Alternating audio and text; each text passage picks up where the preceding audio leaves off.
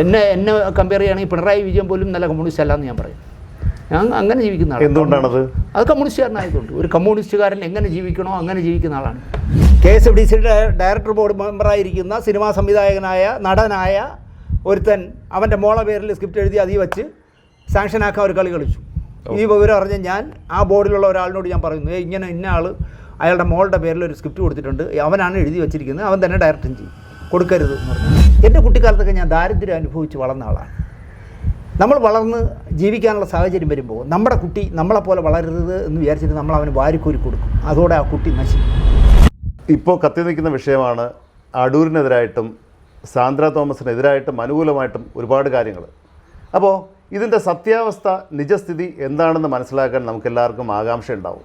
അപ്പോൾ ഇത്തരം കാര്യങ്ങളിൽ വസ്തുനിഷ്ഠമായിട്ട് പക്ഷം പിടിക്കാതെ പറയും കാര്യങ്ങൾ എന്ന് നമുക്ക് ഉറപ്പുള്ള വ്യക്തിയാണ് ശ്രീ ശാന്തിവിള ദിനേശ്. അദ്ദേഹത്തിനോട് തന്നെ നമുക്ക് കൃത്യമായിട്ട് കാര്യങ്ങൾ ചോദിച്ച് മനസ്സിലാക്കാം. നമസ്കാരം. എന്താണ് ഈ സംഭവങ്ങൾ? ഇതിൻ്റെ പശ്ചാത്തലം എന്താണ്? ഏതിൻ്റെ? നമ്മുടെ അടൂർ ഗോപാലകൃഷ്ണൻ്റെ ഇപ്പോഴുള്ള ഈ വിവാദങ്ങളുടെ പശ്ചാത്തലം എന്താണ്? ഇപ്പോൾ കേരളത്തിൻ്റെ ഒരു അവസ്ഥ വച്ചിട്ട്, സാമൂഹ്യ അവസ്ഥ വച്ചിട്ട് ലോകത്ത് കിട്ടാവുന്ന എന്തെല്ലാം ആനുകൂല്യങ്ങൾ കിട്ടാമോ അതെല്ലാം വാങ്ങിയെടുക്കുകയും, എന്നാൽ ഞാൻ അത് വാങ്ങാൻ അവകാശമുള്ള ജാതിക്കാരനാണെന്ന് പറഞ്ഞാൽ കേസ് കൊടുക്കുകയും ചെയ്യുന്ന ഒരു രീതിയാണ് കേരളത്തിലുള്ളത്. പ്രത്യേകിച്ച് എൻ്റെ പാർട്ടി ഭരിക്കുമ്പോൾ ആവശ്യത്തിലധികം ഇവർക്കൊക്കെ പ്രോത്സാഹനം നൽകുന്ന ഒരു നിലപാടാണ് പിണറായി വിജയനുള്ളത്. ഇപ്പോൾ സംസ്ഥാന കമ്മിറ്റി അടക്കം ഏതെടുത്ത് നോക്കിയാലും ഇപ്പോൾ CPI അത് വലിയ ചർച്ചയായി കിടക്കുകയാണ്. കാരണം നായന്മാർ കൂടിപ്പോയിരുന്നു. മറ്റേ പുന്നല ശ്രീകുമാർ കുറേ പേരെ കൊണ്ടുപോയി, വെള്ളാപ്പള്ളി കുറേ പേരെ കൊണ്ടുപോയി, കാന്തപുരം കുറേ പേരെ കൊണ്ടുപോയി. അതൊക്കെ പോയി കഴിഞ്ഞപ്പോൾ ഇപ്പോൾ ഭൂരിപക്ഷം കമ്മ്യൂണിസ്റ്റ് പാർട്ടിയിൽ എനിക്ക് തോന്നുന്നു നായരാണ് കൂടുതലും. അതിന് കുറ്റം പറഞ്ഞിട്ട് കാര്യമില്ല.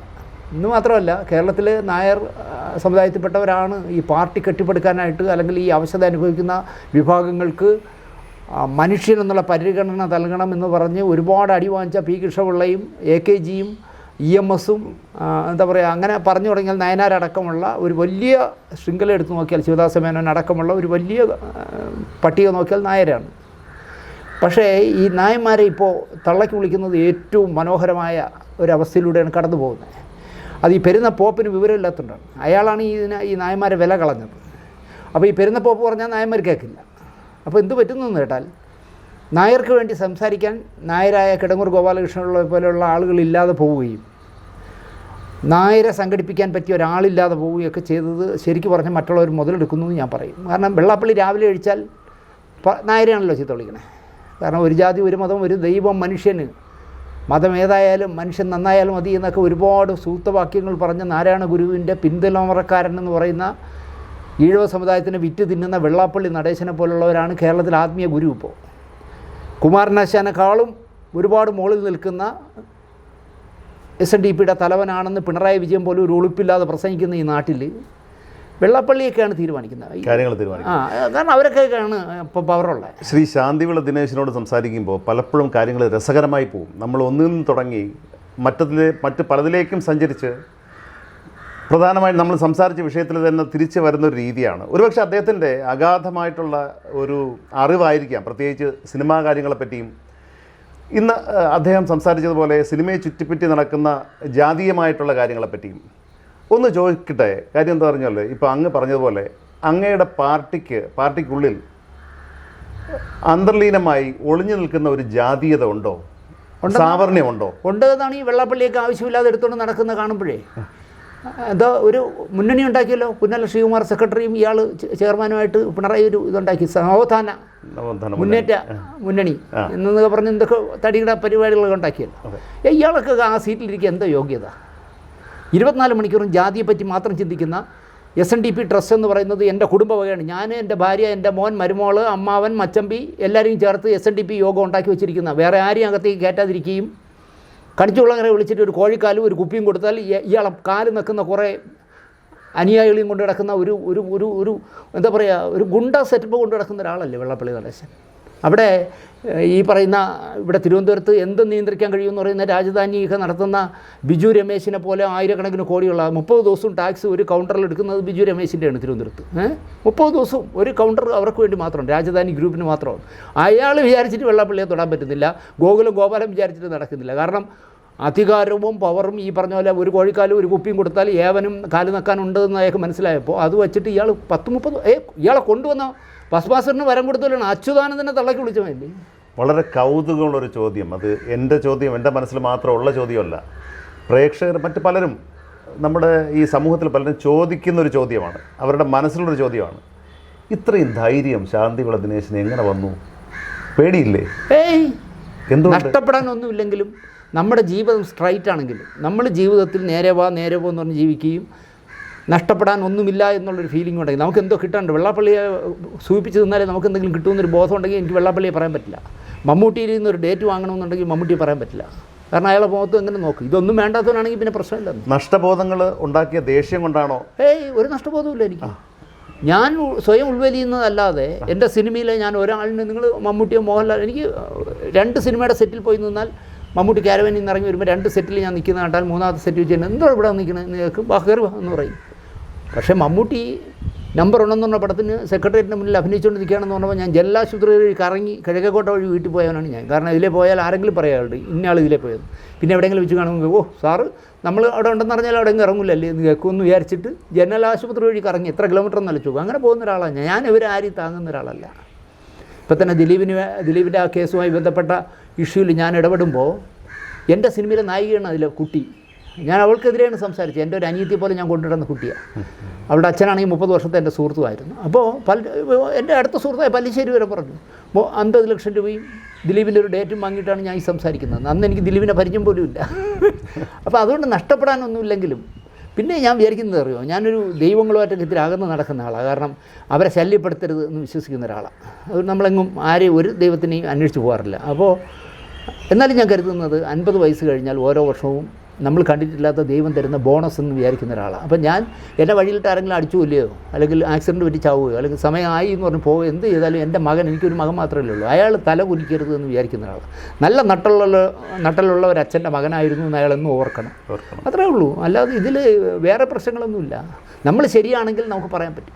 ഞാൻ നന്നായിട്ട് വെള്ളം അടിച്ച് നടക്കുന്നവനാണെങ്കിൽ എൻ്റെ ചാനലിലൂടെ മദ്യപിച്ച് അകാലത്തിൽ മരിക്കുന്നവരെക്കുറിച്ച് പറയാനുള്ള ഒരു യോഗ്യത എനിക്കുണ്ടാവില്ല. ഞാൻ വ്യഭിചരിച്ച് നടക്കുന്നവനാണെങ്കിൽ എടാ നീ മറ്റുള്ളവരായിട്ട് ഇങ്ങനെ ഒരു ബന്ധമില്ലായിരുന്നു എന്ന് ചോദിച്ചാൽ 39 വർഷത്തിനിടയിൽ എന്നെക്കുറിച്ച് ഒരാളിന് ചോദിക്കാൻ പറ്റില്ല. അപ്പോൾ അങ്ങനെ ചോദിക്കാൻ പറ്റുന്നതാണെങ്കിൽ എനിക്ക് വ്യഭിചാര കഥകൾ സിനിമയിൽ പറയാൻ പറ്റില്ല. അല്ല, അങ്ങനെ വന്നാൽ ഷേക്സ്പിയറിനെ വിമർശിക്കാൻ ഷേക്സ്പിയറോളം അദ്ദേഹത്തിനെ പോലെ നാടകങ്ങൾ എഴുതണം എന്ന് നമുക്ക് ശടിക്കാൻ പറ്റും. വേണ്ട, നിങ്ങൾ ശടിക്കേണ്ട. നിങ്ങൾ പറഞ്ഞു, എന്നെപ്പറ്റി പറഞ്ഞു, എനിക്ക് കുഴപ്പമൊന്നുമില്ല. ഞാനൊരു സിനിമ എടുക്കാൻ വേണ്ടി ആരെയൊക്കെ പറ്റിച്ചു, എടാ നീ ഒരുത്തനെ പറ്റിച്ച അയാളെ കുത്തുവാള എടുപ്പിച്ചില്ലേ എന്ന് പറയാനുള്ള അവസരം ഞാൻ ഉണ്ടാക്കില്ല. ഞാൻ ഇതുവരെ ഇവിടെ ഇരുന്ന് വല്ല പുസ്തകമൊക്കെ വായിച്ചു വ്യക്തമാണ് അവിടെ ഇരിക്കേ ഉള്ളൂ. അല്ലാതെ നമ്മൾ ഈ ജീവിതം, എൻ്റെ ജീവിതം കൊണ്ട് ഞാൻ വിചാരിക്കുന്നത് ഞാൻ നല്ല RSSകാരനേക്കാളും നല്ല കമ്മ്യൂണിസ്റ്റുകാരനേക്കാളും മുകളിലാണെന്ന് വിശ്വസിക്കുന്ന ഒരാളാണ്. എന്നെ കമ്പയർ ചെയ്യുകയാണെങ്കിൽ പിണറായി വിജയൻ പോലും നല്ല കമ്മ്യൂണിസ്റ്റ് അല്ല എന്ന് ഞാൻ പറയും. ഞാൻ അങ്ങനെ ജീവിക്കുന്ന ആളാണ്. എന്തുകൊണ്ടാണത്? അത് കമ്മ്യൂണിസ്റ്റുകാരനായതുകൊണ്ട്. ഒരു കമ്മ്യൂണിസ്റ്റുകാരൻ എങ്ങനെ ജീവിക്കണോ അങ്ങനെ ജീവിക്കുന്ന ആളാണ്. അപ്പോൾ നമ്മൾ പറഞ്ഞുകൊണ്ട് വന്ന വിഷയം അടൂർ അദ്ദേഹത്തിൻ്റെ വിവാദ പരാമർശങ്ങൾ സ്ത്രീകൾക്കെതിരായിട്ട് അല്ലെങ്കിൽ സംവരണ സദൃശ്യമായിട്ടുള്ള ആനുകൂല്യങ്ങൾക്കെതിരായിട്ട്. ഇപ്പോൾ ഈ പറയുമ്പോൾ അല്ല, താങ്കൾ പറയുന്ന സംവരണ സദൃശ്യമായ ആനുകൂല്യങ്ങളെ പുള്ളി പറഞ്ഞിട്ടില്ല. ഇവർ വളച്ചൊടിക്കുന്നതാണ്. ഞാൻ 2 ദിവസവും കോൺക്ലേവിൽ പങ്കെടുത്ത ആളാണ്. ആദ്യ അവസാനം പങ്കെടുത്ത, അവസാനം 2 ദിവസത്തെയും ഡിന്നറിൽ മാത്രം പങ്കെടുത്തിട്ടില്ല എന്നേ ഉള്ളൂ. കാരണം എനിക്ക് വീട്ടിൽ നിന്ന് കഞ്ഞി കുടിച്ചില്ലെങ്കിൽ വെയിറ്ററിനായ ഒരാളാണ്. അപ്പോൾ അവിടെ ചിക്കനോ മട്ടനോ വാങ്ങി കഴിക്കുന്ന ആളല്ലല്ലോ. ആ ഡിന്നർ ഒഴിച്ച് ബാക്കി ആദ്യം മുതൽ അവസാനം വരെ പങ്കെടുത്ത ആളാണ് ഞാൻ. നിങ്ങളോട് പറയുന്നത്, നമുക്ക് ആടിനെ പട്ടിയാക്കി പട്ടിയെ പേപ്പട്ടിയാക്കി തല്ലുകൊല്ലാൻ മലയാളിക്ക് ഭയങ്കര ഇഷ്ടമാണ്. അടൂർ ഗോപാലകൃഷ്ണൻ അവിടെ പ്രസംഗിച്ചത് എന്താണെന്ന് ചോദിച്ചാൽ, ഇതൊരു പ്രൊഡ്യൂസറുടെ പൈസ കൊണ്ടല്ല ഈ സിനിമ എടുക്കുന്നത്. നിങ്ങളിപ്പോൾ ചിത്രാഞ്ജലി സ്റ്റുഡിയോ വഴി KSFDC വഴി 2 സ്ത്രീകൾക്കും 2 SC/ST വനിതകൾക്കും സിനിമ കൊടുക്കുന്നു. വർഷത്തിൽ 4 സിനിമ. ആ 4 സിനിമയ്ക്ക് വേണ്ടി നിങ്ങൾ 1.5 കോടി രൂപ വെച്ച് 6 കോടി രൂപ കൊടുക്കുന്നു. നിങ്ങളിങ്ങനെ 6 കോടി കൊടുക്കരുത്. ആ 6 കോടി രൂപ ഒരാളിന് 50 രൂപ വെച്ച് 12 സിനിമയാക്കി മാറ്റണം. 12 പെൺകുട്ടികൾക്ക്, 6 SC/ST പെൺകുട്ടികൾക്കും 6 വനിതകൾക്കും അങ്ങനെ കൊടുക്കണം എന്നാണ് അദ്ദേഹം ആദ്യം പറഞ്ഞ കാര്യം. അതിന് അദ്ദേഹം പറഞ്ഞ കാര്യം എന്താണെന്ന് വെച്ചാൽ, എൻ്റെ കുട്ടിക്കാലത്തൊക്കെ ഞാൻ ദാരിദ്ര്യം അനുഭവിച്ച് വളർന്ന ആളാണ്. നമ്മൾ വളർന്ന് ജീവിക്കാനുള്ള സാഹചര്യം വരുമ്പോൾ നമ്മുടെ കുട്ടി നമ്മളെപ്പോലെ വളരരുത് എന്ന് വിചാരിച്ചിട്ട് നമ്മൾ അവന് വാരിക്കോരി കൊടുക്കും. അതോടെ ആ കുട്ടി നശിക്കും. ഞാൻ സിനിമ എടുക്കാൻ തുടങ്ങിയ കാലത്ത് ലോണൊക്കെ എടുത്താണ് ഞാൻ സിനിമ എടുത്ത് തുടങ്ങിയത്. അത് വ്യക്തമാണ് അദ്ദേഹം പറയുന്നത്. കാരണം നന്നാവാൻ വേണ്ടിയിട്ടാണ് ഇത് പറയുന്നത്. അതുകൊണ്ട് അദ്ദേഹം പറഞ്ഞത്, ഈ സിനിമയിൽ ഈ പെൺകുട്ടികളെ 1.5 കോടി കൊടുത്തിട്ട് പോലും ആ സിനിമകൾ പൂർത്തിയാകുന്നില്ല എന്ന് പറയുന്നെങ്കിൽ ആ കുട്ടികളുടെ പൈസ ആരൊക്കെയോ അതിൽ മിസ്യൂസ് ചെയ്യുന്നു. അതുണ്ടാവാതിരിക്കണമെങ്കിൽ KSFDC ചെയ്യേണ്ടത് നല്ല ഒരു കർക്കശമായ 3 മാസത്തെ ഒരു ട്രെയിനിങ് ഇവർക്ക് കൊടുക്കണം. ഈ സിനിമ അപ്രൂവൽ ചെയ്താൽ ആ സംവിധായിക 3 മാസം ഒരു ട്രെയിനിങ്ങിൽ പങ്കെടുക്കണം KSFDCയിൽ. ഈ 1.5 കോടി സ്ക്രിപ്റ്റിനാണെന്നാണ് ഞാൻ മനസ്സിലാക്കിയത്. സ്ക്രിപ്റ്റ് നോക്കിയിട്ടാണ്. ആദ്യം നിങ്ങൾ സ്ക്രിപ്റ്റ് കൊടുക്കണം. ആ സ്ക്രിപ്റ്റ് നോക്കി ഒരു പാനൽ നോക്കി അംഗീകരിച്ചു കഴിഞ്ഞാൽ അതിൽ നിന്ന് 1, 2, 3 എന്നിട്ടിരിക്കുന്ന ആദ്യത്തെ 2 എടുക്കുകയാണെങ്കിൽ ആ 2 സംവിധായികയ്ക്ക് 1.5 കോടി രൂപ വെച്ച് കൊടുക്കുക. ഇതിൽ രസം നിങ്ങളുടെയൊക്കെ പറഞ്ഞാൽ നിങ്ങൾ ചിരിച്ച് മണ്ണിൽ പോകും. KSFDCയുടെ ഡയറക്ടർ ബോർഡ് മെമ്പറായിരിക്കുന്ന സിനിമാ സംവിധായകനായ നടനായ ഒരുത്തൻ അവൻ്റെ മോളെ പേരിൽ സ്ക്രിപ്റ്റ് എഴുതി അതിൽ വെച്ച് സാങ്ഷനാക്കാൻ ഒരു കളി കളിച്ചു. ഈ വിവരം അറിഞ്ഞ് ഞാൻ ആ ബോർഡിലുള്ള ഒരാളിനോട് ഞാൻ പറയുന്നു, ഇങ്ങനെ ഇന്ന ആൾ അയാളുടെ മോളുടെ പേരിൽ ഒരു സ്ക്രിപ്റ്റ് കൊടുത്തിട്ടുണ്ട്, അവനാണ് എഴുതി വെച്ചിരിക്കുന്നത്, അവൻ തന്നെ ഡയറക്റ്റും ചെയ്യും, കൊടുക്കരുത് എന്ന് പറഞ്ഞാൽ എന്തോ ഷാജി എൻ കരുൺ നല്ല കാര്യങ്ങൾ അധികം ചെയ്തിട്ടില്ല. പക്ഷേ അയാൾ ഈ ഞാൻ പറഞ്ഞ ബോർഡ് മെമ്പർ ഷാജി എൻ കരുണിനോട് പറഞ്ഞപ്പോൾ ആ സ്ക്രിപ്റ്റിനെ പുള്ളി അപ്പം നിർത്തി അവിടെ. ആ കളി വേണ്ട. ഇങ്ങനത്തെ തരികിടകളാണ് അവിടെ നടക്കുന്നത്. അത് ഈ പാവം പെണ്ണുങ്ങൾക്ക് അറിയില്ല. വേറെ ഒന്ന് ചോദിച്ചോട്ടെ, 1.5 കോടി എന്ന് പറയുന്നത് ഇന്നത്തെ കാലത്ത് അത്ര വലിയ തുകയാണോ? ഇപ്പോൾ സന്തോഷ് പണ്ഡിറ്റ് ഇന്നലെ പറഞ്ഞിരിക്കുന്നത് അതിൽ 20 ലക്ഷം രൂപ വന്നാൽ എവിടെടുത്ത് വെച്ചിരിക്കുന്നതിനേക്കാൾ വൃത്തിയായിട്ട് ഞാൻ പടം എടുത്ത് തരാമെന്ന് അയാൾ പറഞ്ഞു. 50 ലക്ഷം രൂപ എന്നെ ഏൽപ്പിക്കാമെങ്കിൽ മനോഹരമായ സിനിമ, ഒരു താരവും ഉണ്ടാവില്ല, പക്ഷേ ആ ക്യാരക്ടർ ചെയ്യാൻ പറ്റിയ ആളുകളെ സെലക്ട് ചെയ്ത് അവർക്ക് ഈ പറഞ്ഞ പോലെ അഭിനയത്തിൻ്റെ ഒരു ക്ലാസ് കൊടുത്ത് 50 ലക്ഷം രൂപയ്ക്ക് മനോഹരമായ സിനിമ ഞാൻ എടുത്തില്ല. അതൊരു ഉണ്ടയില്ല വെടിയല്ലേ? അങ്ങ് എങ്ങനെ കാണുന്നു? ഞാൻ 39 വർഷം സിനിമ ചെയ്യുന്ന ആളല്ലേ. എന്നെ ഏൽപ്പിക്കും ഒരു ചുണയുണ്ടെങ്കിൽ സജി ചെറിയാനോ അല്ലെങ്കിൽ ഇപ്പോൾ K. മധുചേട്ടനാണല്ലോ ചെയർമാൻ, അവർ ഒരു 50 ലക്ഷം എന്നിട്ട് ദിനേശ് ഇതാ ഒരു സിനിമ എടുത്ത് കാണിക്കുമെന്ന് പറഞ്ഞാൽ ഞാൻ കാണിച്ചു തരാം 50 ലക്ഷം രൂപയ്ക്ക്. ഞാൻ 79 ലക്ഷം രൂപയ്ക്ക് ലാലിനെ ഡബിൾ റോൾ വേഷം കൊടുത്ത് ജഗതിയും രാജം വിദേവും ഭാവനയും അടക്കം ഒരു സംഘം, ദേവനടക്കം ഒരു സംഘം ആൾക്കാരെ വെച്ച് 79 ലക്ഷം രൂപയ്ക്കാണ് എൻ്റെ ബംഗ്ലാവ് ലോകം തീർത്തത്. സിനിമ ചെയ്യണമെങ്കിൽ ആദ്യം ചാർട്ടിങ് ഒക്കെ പഠിക്കണം. അല്ലാതെ ഇവിടെ ഞാൻ അറിഞ്ഞത് ഈ പെൺപിള്ളേർ ഡയറക്റ്റ് ചെയ്യുന്നിടത്ത് ഓഫീസിൽ വരുമ്പോൾ രാവിലെ 10 മണിക്കാണെന്ന് പറഞ്ഞത്, 5 മണിക്ക് പോകുന്നു. അപ്പോൾ രാവിലെ 10 മണിക്ക് വന്ന് 5 മണിക്കാകുമ്പോൾ 2 കാൾ ഷീറ്റ് ആവുമേ. 9 മണി വരെ പോകേണ്ടതാണ്, 5 മണിക്ക് നിർത്തും. രാവിലെ 6 മണിക്ക് പോയി ഒരു ചായയും കുടിച്ചുകൊണ്ട് ഒരു സീൻ എടുത്തിട്ട് 9 മണിക്ക് ബ്രേക്ക് ചെയ്ത് അടുത്ത സീൻ എടുത്ത് അങ്ങനെയൊക്കെയാണ് എടുക്കേണ്ടത്. പക്ഷേ ഇത് വരണത് 10 മണിക്ക്, സംവിധായക വരണത് 10 മണിക്ക് വന്നിട്ട് 5 മണിയാകുമ്പോൾ ഓഫീസ്, അയ്യോ 5 മണിയായി നിർത്താം, നിർത്തിയിട്ട് അങ്ങ് പോകും. അങ്ങനെ എടുത്താൽ 1.5 കോടിയല്ല 5.5 കോടി കൊടുത്താലും തീരില്ല. അതിനൊരു ട്രെയിനിങ് കൊടുക്കണമെന്നാണ് അടൂർ പറഞ്ഞത്. അല്ലാതെ SC/ST ആയതുകൊണ്ട് അവർക്ക് 50 ലക്ഷത്തിൻ്റെ യോഗ്യതയുള്ളതെന്നൊന്നും അദ്ദേഹം പറഞ്ഞില്ല. അത് ആ ഡോക്ടർ ബിജു എന്ന് പറഞ്ഞ സംവിധായകനെന്ന് പറഞ്ഞ് നടക്കുന്ന വിവരം കെട്ടവൻ ചുമ്മാ ഇളക്കി വിട്ടതാണ്. കാരണം അവനും അടൂരുകാരനായതുകൊണ്ട് അടൂരിനിട്ടൊരു, അതായത് അടൂരിൽ ഒരു അടൂരും 2 സിംഹം വേണ്ടെന്ന് പറയുമ്പോൾ ഇനി ഞാൻ മതി, താൻ വയസ്സായില്ലേ, 80-90 വയസ്സായില്ലേ, താൻ വീട്ടിരി, ഇനി ഞാൻ മതി. ഒരു അവനൊരു ഫേസ്ബുക്ക് ഉണ്ട്. ആ ഫേസ്ബുക്കിൻ്റെ താഴെ ഒരു 100 എണ്ണം മറ്റ് പോസ്റ്റുകളിലിട്ട അടൂരിനെ തെറി വിളിക്കുന്ന എടുത്ത് അവൻ ഇതിൽ പോസ്റ്റ് ചെയ്തു. എത്ര വിവരം കിട്ടണമെന്ന് ആലോചിക്കുക. ഇയാൾ എങ്ങനെ ഹോമിയോ ഡോക്ടറായെന്നാണ് ഞാൻ ആലോചിക്കുന്നത്. എൻ്റെ നല്ല പരിചയക്കാരനാണ്. ഈ കോൺട്രവേഴ്സി നടന്നതിൻ്റെ അന്ന് ഞാനാണ് ചായ എടുത്ത് കൊടുത്തത് പുള്ളിക്ക്. ക്യൂവിൽ നിൽക്കാൻ വയ്യാത്തതുകൊണ്ട് മടിച്ച് നിന്നപ്പോൾ ഞാനിടയിൽ കൂടെ ഒരു ചായ വാങ്ങിച്ചു പുള്ളിക്ക് കൊടുത്തു. ആ മനുഷ്യനാണ് ഇത് ഇളക്കി വിട്ടത്. കാരണം അയാൾ എത്രയോ വർഷമായിട്ട് അടൂരിനെ ഇളക്കുന്ന ആളാണ്. ഇവിടെ മോഹൻലാലിൻ്റെ മുഖ്യ അതിഥിയായി സംസ്ഥാന അവാർഡ് ദാനത്തിൻ്റെ മുഖ്യ അതിഥിയായി AK ബാലൻ കൊണ്ടിരുന്നു പറഞ്ഞപ്പം മോഹൻലാൽ വന്നാൽ പോകുന്നതുവരെ കൂവി തോപ്പിക്കുമെന്ന് പറഞ്ഞ ആളാണ് ചാനൽ ചർച്ചയിൽ. അപ്പോൾ ഈ സർക്കാരിൻ്റെ കമ്മ്യൂണിസ്റ്റുകാരനായി നടക്കുകയും സർക്കാരിനെതിരെ പാരപണിയും ചെയ്യുന്നതിൽ ഒരാളാണ്. പക്ഷേ എന്ത് ചെയ്യാന്ന് വെച്ചാൽ അയാൾക്കൊരു പ്രൊട്ടക്ഷൻ ഉള്ളത് അയാളുടെ ജാതിയാണ്.